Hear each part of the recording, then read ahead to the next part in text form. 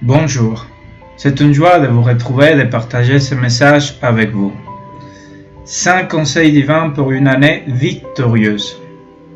Notre vie est enrichie par de nombreux moments merveilleux, mais tout ne se passe pas toujours comme nous le souhaitons.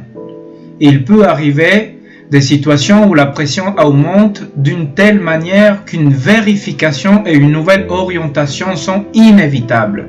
Situations chargées d'émotions, mauvaises relations en famille, au travail ou avec les partenaires, conflits de génération, d'héritage, de voisinage peuvent gravement altérer la qualité de notre vie. Comment peut-on gérer ces crises de sorte que tous les concernés en tirent des perspectives positives?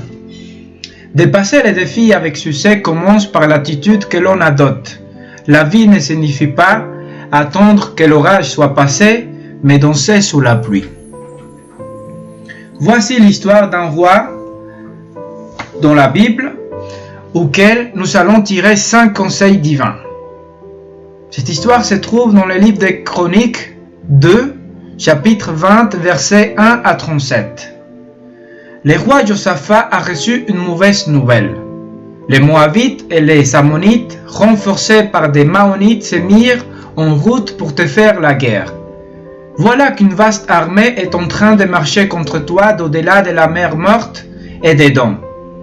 Le roi a eu peur et décida de consulter l'Éternel. Proclama un jeûne pour tout Juda. Les Judiens se rassemblèrent pour implorer le secours de l'Éternel. Le roi chercha l'Éternel et supplia sa faveur. Alors l'Esprit de l'Éternel vint sur Jaasiel, un lévite de la lignée d'Asaph, et a dit: Soyez attentifs, vous tous qui habitez Juda et Jérusalem, et toi aussi, roi Josaphat. Voici ce que vous déclare l'Éternel. Ne craignez rien et ne vous laissez pas effrayer devant cette immense armée, car cette guerre n'est pas votre affaire, c'est celle de Dieu. C'est ainsi que les peuples se préparaient pour marcher à leur rencontre, car vous n'aurez même pas à combattre. Car les Ammonites et les Moabites se dressèrent contre les habitants des monts de Séhir et les exterminèrent. Quand ils eurent terminé avec eux, ils se jetèrent les uns sur les autres jusqu'à s'anéantir. Lorsque les Judiens parvinrent au promontoire d'où l'on apercevait le désert, ils regardèrent du côté de leur ennemi et ils ne virent que des cadavres jonchant le sol. Il n'y avait aucun rescapé. Josaphat et son armée allèrent s'emparer du butin. Ils trouvèrent en abondance toutes sortes de biens, des vêtements et des objets précieux. Ils en ramassèrent une telle quantité qu'ils ne purent tout emporter. Dieu lui a donné au roi Josaphat et au peuple judien une victoire extraordinaire.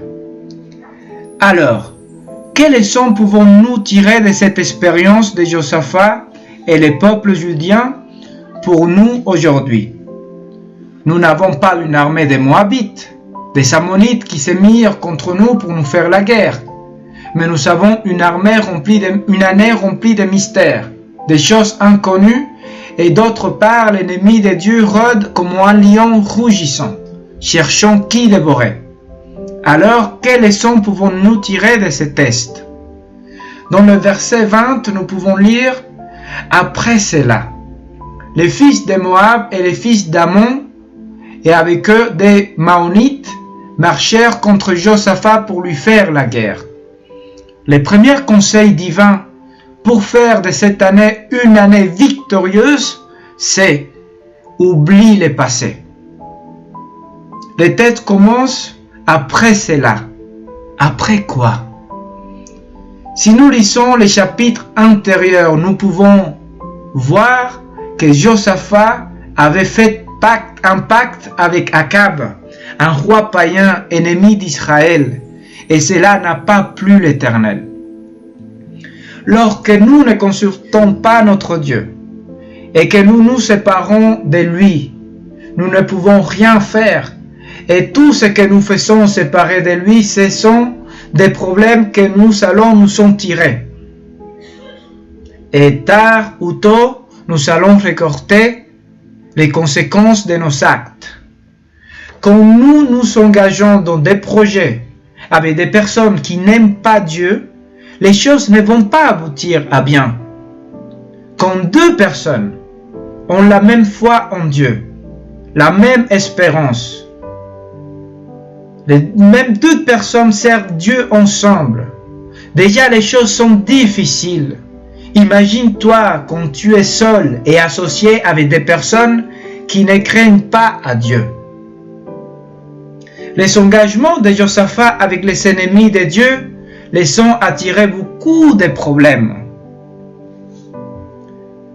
Alors le texte dit dans le verset 20, après cela, les fils de Moab et les fils d'Ammon et avec eux des Maonites marchèrent contre Josaphat pour lui faire la guerre. Merci à Dieu que tout passe. Les moments difficiles passent. Les moments de joie aussi passent.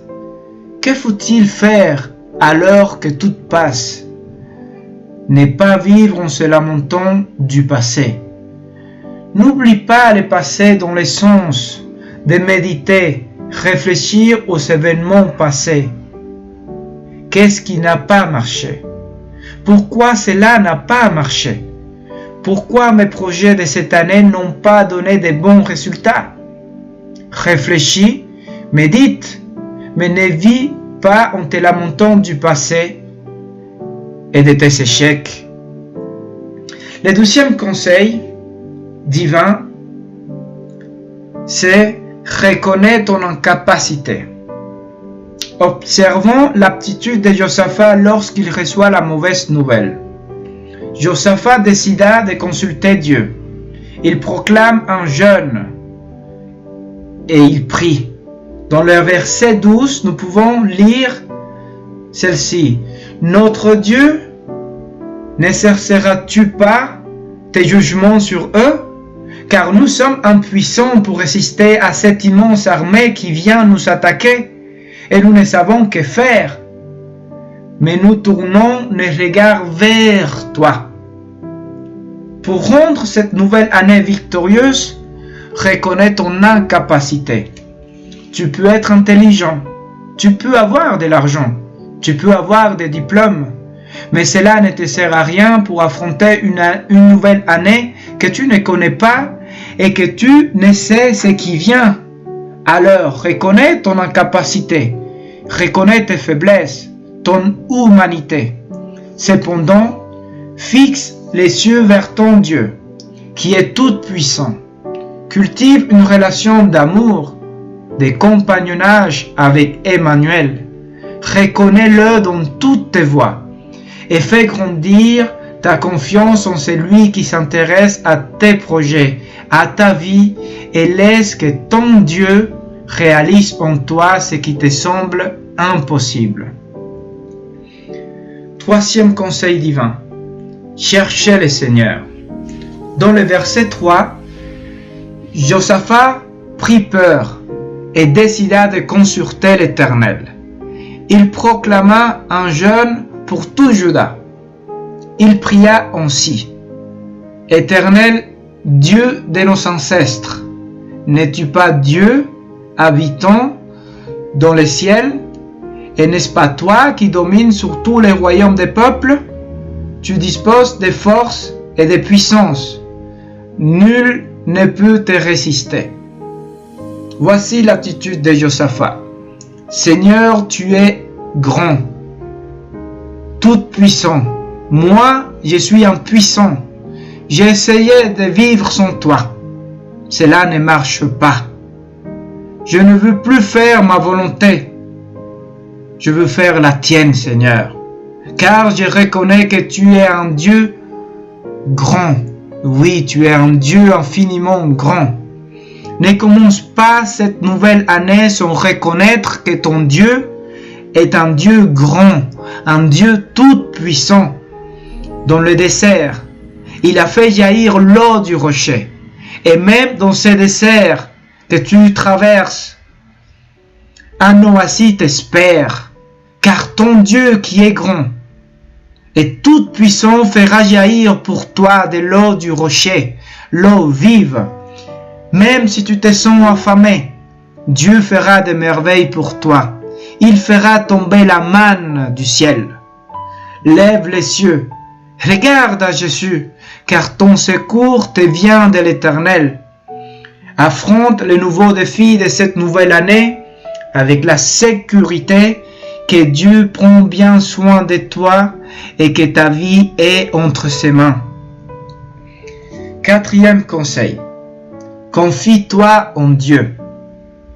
Dans le verset 14, nous pouvons lire « Alors l'Esprit de l'Éternel vint sur Jaasiel, fille de Zacharie, descendant de Banaya, de Jéhiel et de Matania, un lévite de la lignée d'Asaph, au milieu de l'assemblée.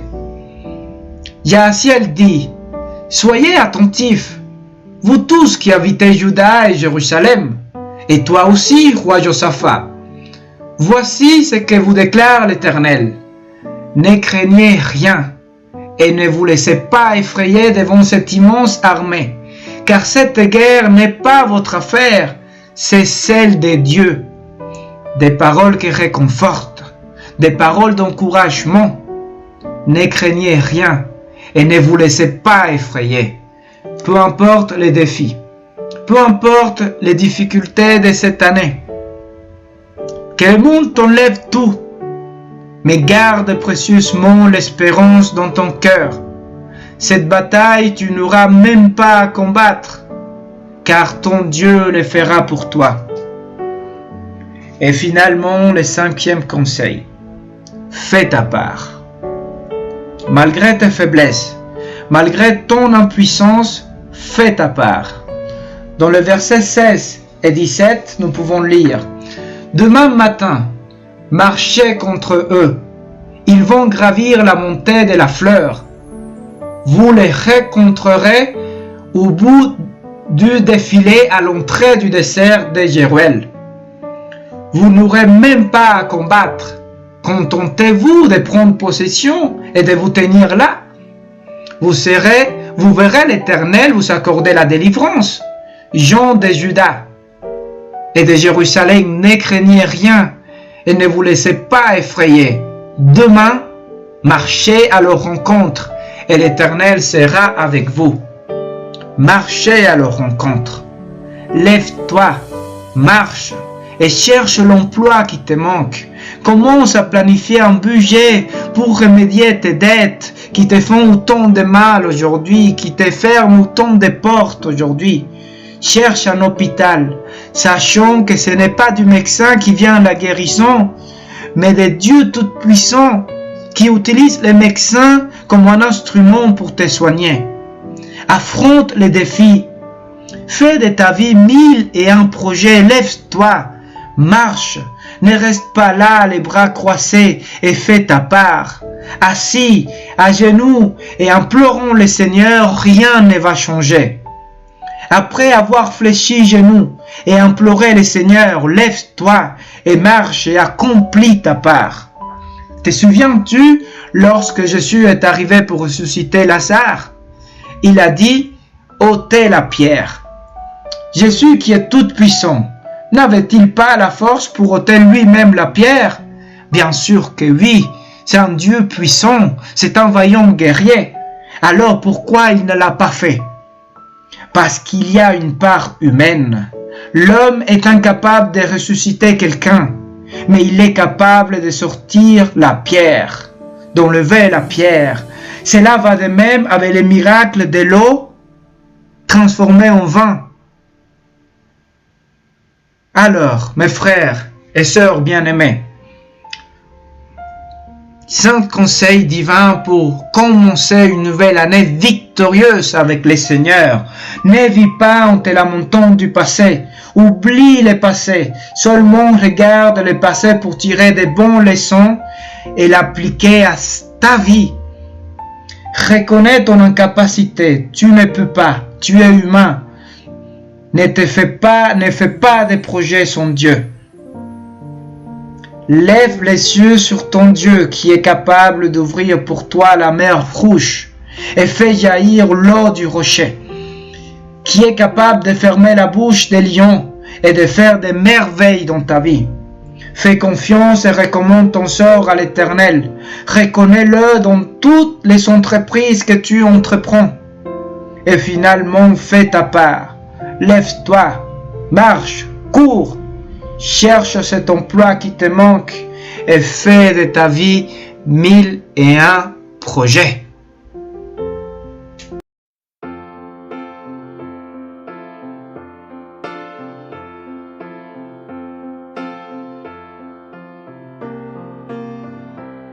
La vie continue, fais ta route.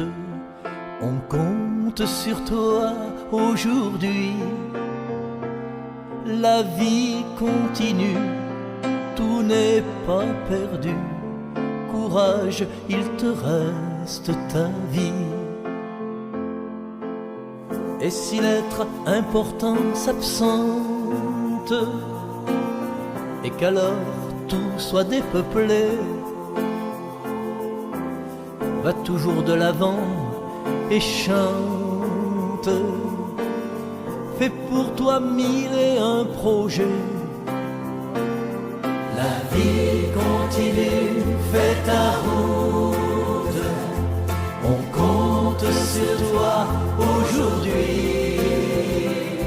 La vie continue, tout n'est pas perdu. Courage, il te reste ta vie. Regarde donc tous ceux qui vivent, c'est parce qu'ils savent lutter. Et tous ceux qui passent la rive, c'est parce qu'ils savent rêver. La vie continue, fais ta route. On compte sur toi aujourd'hui. La vie continue, tout n'est pas perdu. Courage, il te reste ta vie. Si tu ralentis, il s'arrête. Si tu faiblis, ils flancheront. Mais si tu relèves la tête, alors ils se dépasseront. La vie continue, fais ta route. On compte sur toi aujourd'hui. La vie continue, tout n'est pas perdu. Courage, il te reste ta vie. Courage, il te reste ta vie. Courage, il te reste ta vie.